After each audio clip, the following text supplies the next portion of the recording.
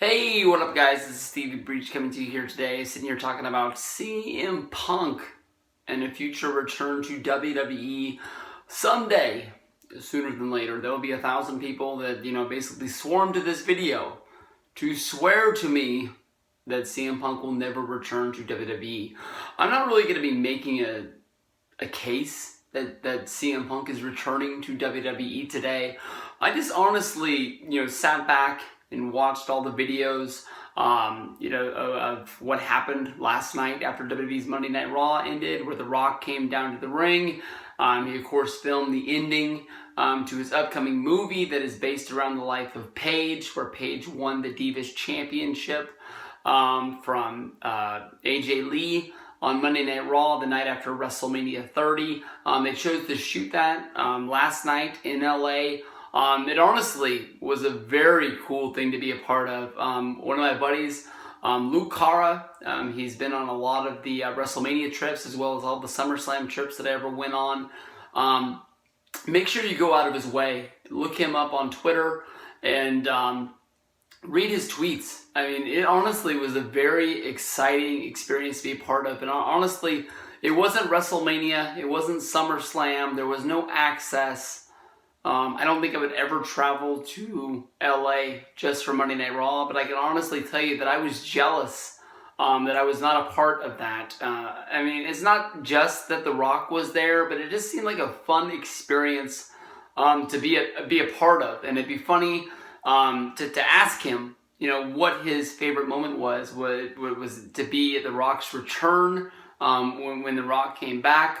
Or was it, being a part of that movie? Because it seemed like he had a ton of fun being a part of that. And The Rock's Return, it is what it is. I'm sure it's on some DVDs that are out there. But when that movie comes out, I bet you money Luke goes to see that on opening day, if not opening weekend. And I bet you he'll buy the Blu-ray to add to his collection because he'll always be able to know that he's a part of filming that scene. And although he wasn't paid and he paid to be a part of it, he was an extra. And his cheering will go down in what goes down at the ending of that movie. But of course, when The Rock was down there, The Rock was The Rock, and I really don't even know what got to the point of The Rock calling CM Punk. I don't even know what kind of a relationship The Rock and CM Punk have. It's kind of funny out of the middle of nowhere. I don't know if they're filming the deal, and maybe The Rock trying to get information for the movie, went out and interviewed AJ Lee, and being a part of the interview process, bumped into CM Punk, and they relived going down memory lane, talking about the fact of the Elimination Chamber and the Royal Rumble match that they had over the WWE Championship on the build to WrestleMania 29.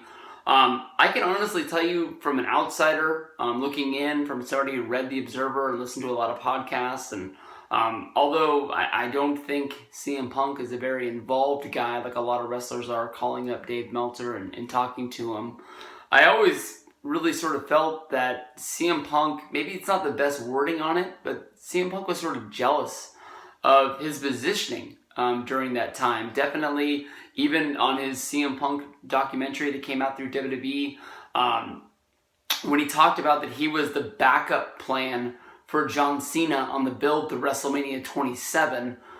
He wasn't going to be fighting John Cena at WrestleMania. He was just going to be John Cena's opponent on Monday Night Raw on the build to WrestleMania, where John Cena would face against The Miz. Sort of like how, he just was the whooping boy to build up to the match at WrestleMania.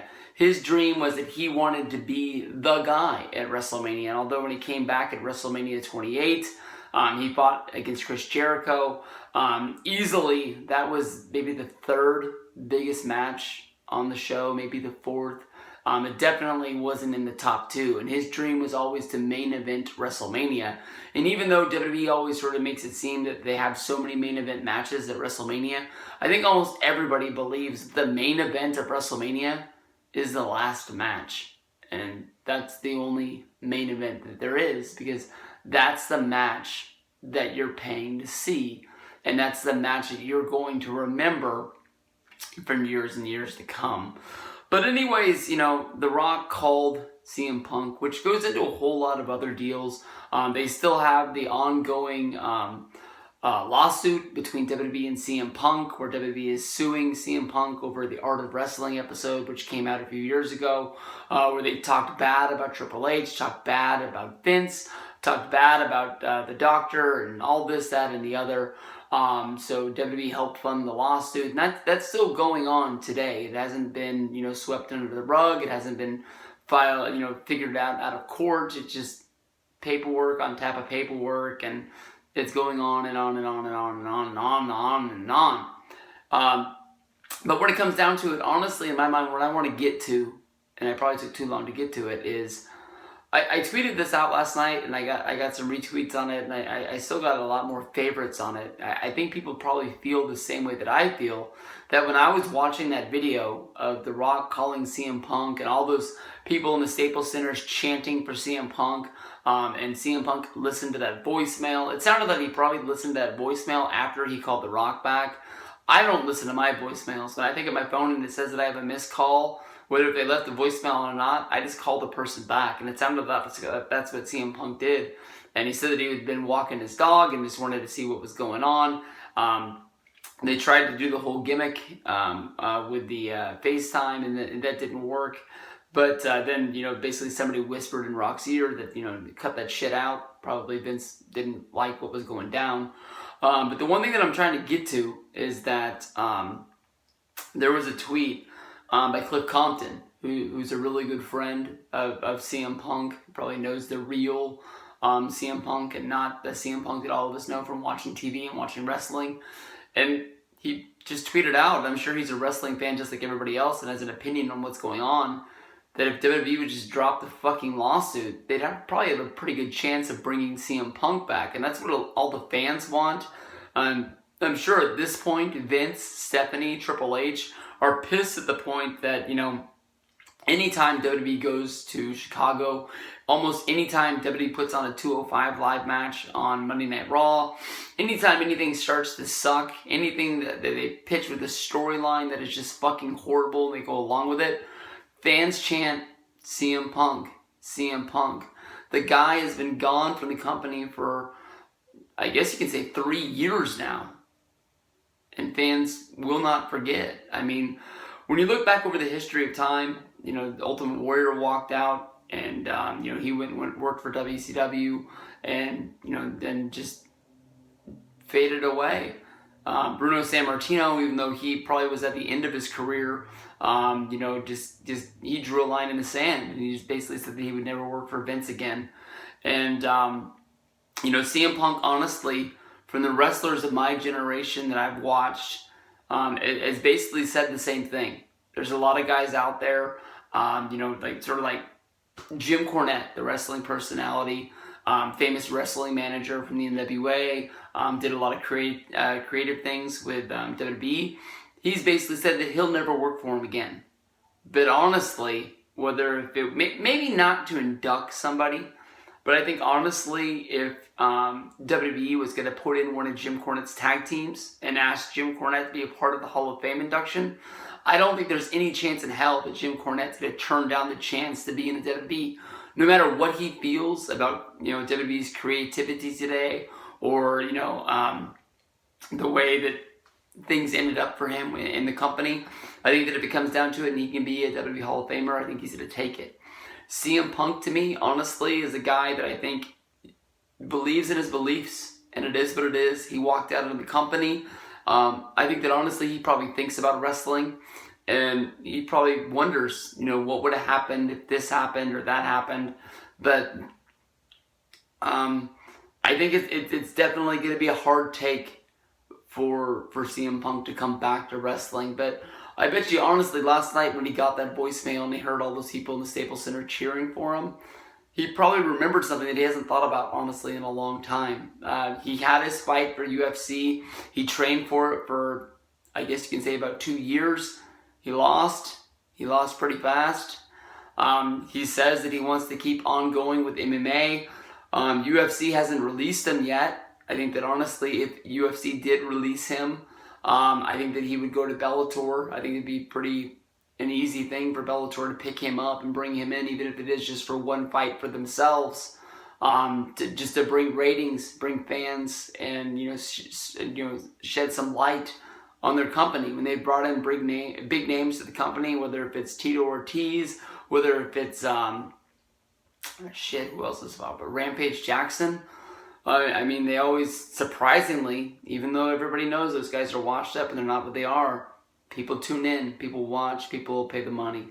That's the bottom line. That's what matters. And I think CM Punk honestly would bring his fan base to them. That's why UFC took the chance to sign him, even though he had never been, in any MMA fighting. He'd sort of done some basic training on his own. Even at his age, decided to bring him in as a rookie because they knew that people would buy the pay-per-views because he was one of the most famous wrestlers. And even though it might take time for him to transition into the sport, they knew that the people would come. But when it comes down to it, I know that CM Punk is a smart guy. CM Punk saved his money. He doesn't spend a lot of money. He lives an easily basic life. But he also has other income coming in, whether that's from comic books or other things, this, that, and the other. I haven't heard anything about him doing any more comic books like Thor. But then again, I'm not connected with the comic book world, and maybe just the wrestling world isn't publicizing those things coming out anymore. But he's a guy that has dreams, and it is what it is. And one of the biggest dreams that he ever had in his life was the main event WrestleMania. Would he come back for that? Definitely. People have said things, even Kurt Angle. Kurt Angle, when he did his shoot interview with, I believe, or a video, or maybe it was High Spots, when he left WWE and he went to TNA, he called Vince the devil, word for word, not changing anything around, called Vince McMahon the devil. Had a lot of bad things to say about Vince McMahon.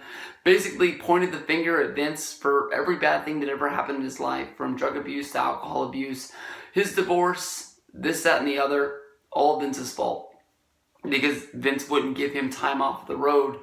Needed him to go in there and do the job of John Cena, get John Cena over, and get ECW over, and work. You can't go home. No time for yourself. And look at Kurt Angle. Kurt Angle's going to the WWE Hall of Fame. Honestly, if Punk can fight MMA, Punk can wrestle. I think that he honestly still has something left in the tank. He still has something to offer to WWE. I don't think that he's a guy that just comes in and collects a plaque, goes into the Hall of Fame. Give the guy his dream. It is what it is.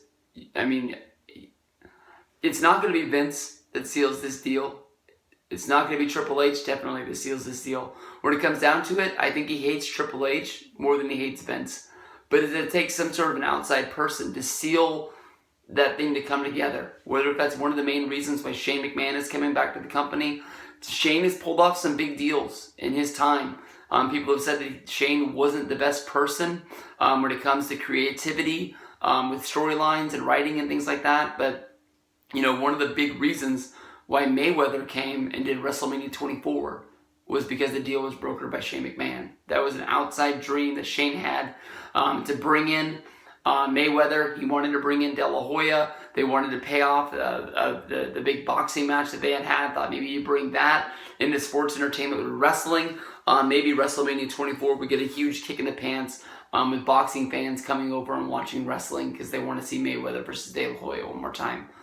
Maybe Shane can do that. Shane definitely is known as a real people's person. Shane is really a guy that is able to merge in with the wrestlers, and people know that he's a McMahon. He's one of them, but he can be one of the boys. Not only wrestling matches like everybody else, but really connecting with people on a one-on-one. And that would be a real big hero thing for Shane to do. I know it really hasn't came out and said what Shane's job is within the company. I don't think that it's honestly just doing on-screen things. So I think that, he's a McMahon. He's always a big man. Maybe he can make this happen. But, doing the whole thing with Rock calling him and leaving the voicemail and him calling him back and all the fans chanting for him made me feel that deep down in my heart, I believe we're going to see CM Punk in WWE someday.